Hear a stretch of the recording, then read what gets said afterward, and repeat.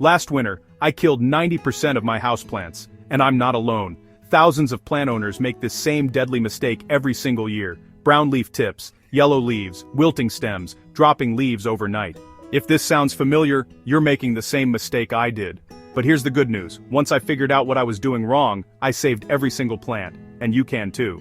The mistake isn't what most people think. It's not about watering, it's not about light, it's something way more sneaky. Here's what most people don't understand. When winter hits, your home becomes a hostile environment for tropical houseplants. The temperature drops, the air gets drier, and daylight hours shrink dramatically. So what do most plant owners do? They see their plants struggling and their instinct kicks in. Water more, fertilize more, move them around looking for better light. And that's exactly what kills them. Because the real problem isn't what you're doing, it's what your heating system is doing to your plants 24 hours a day.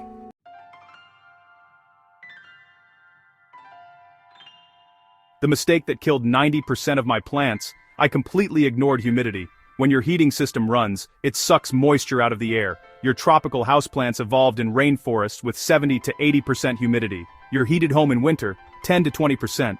That's drier than the Sahara Desert. Here's what happens. Low humidity causes moisture to evaporate from leaves faster than roots can replace it. First, you see brown crispy tips, then yellowing, then wilting, then leaves start dropping, and no amount of watering fixes it because the problem isn't in the soil, it's in the air.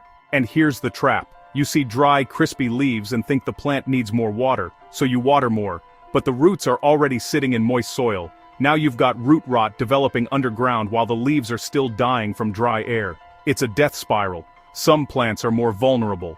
Ferns, calatheas, peace lilies, and spider plants are tropical humidity lovers. They'll show damage first, but eventually, even tough plants like pothos and snake plants will suffer in bone-dry winter air.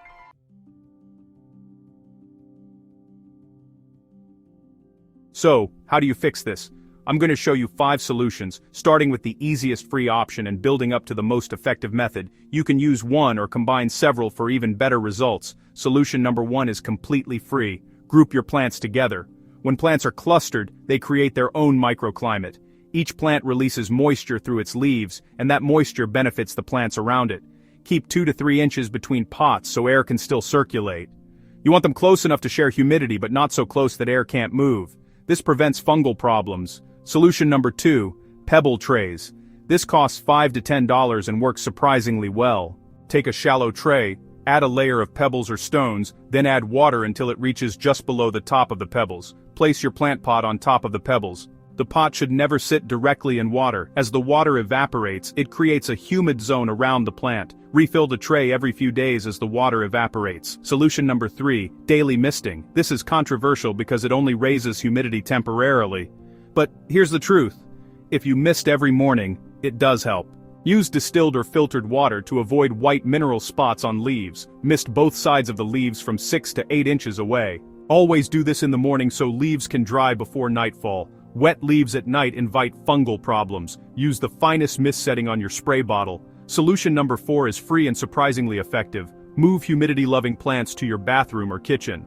These rooms naturally have higher humidity from showers, cooking, and running water. Your ferns and calatheas will thrive here.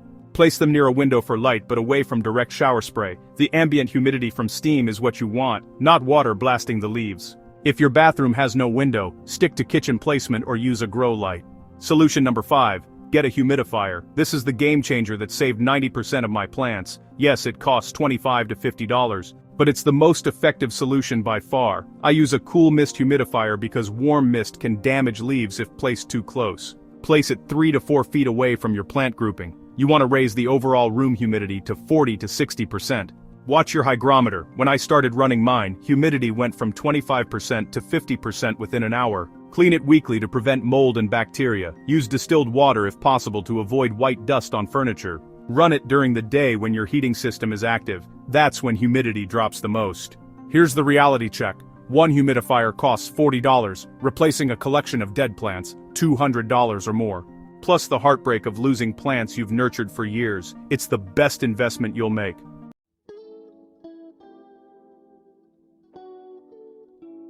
Here's what I do.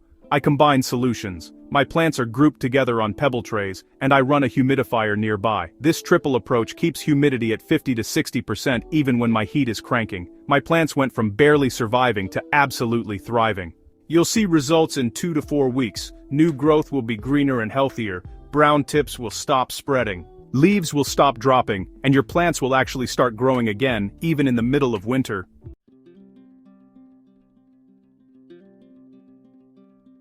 Here's how to prevent this next winter.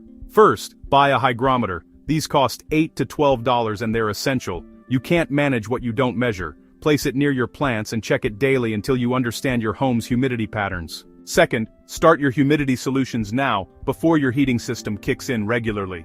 Continue through March. Don't wait until you see damage. Prevention is way easier than recovery. I now start running my humidifier the first week of October every year.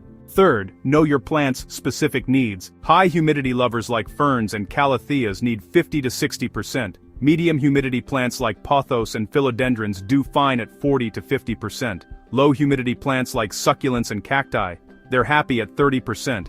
Group accordingly.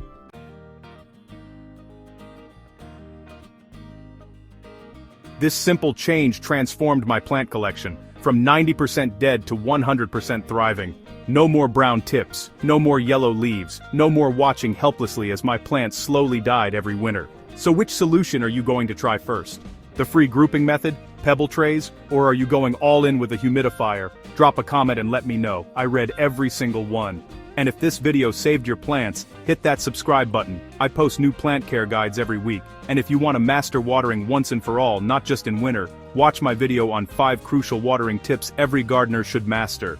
I've linked it for you in the description. I'll see you there. Thanks for watching and keep growing.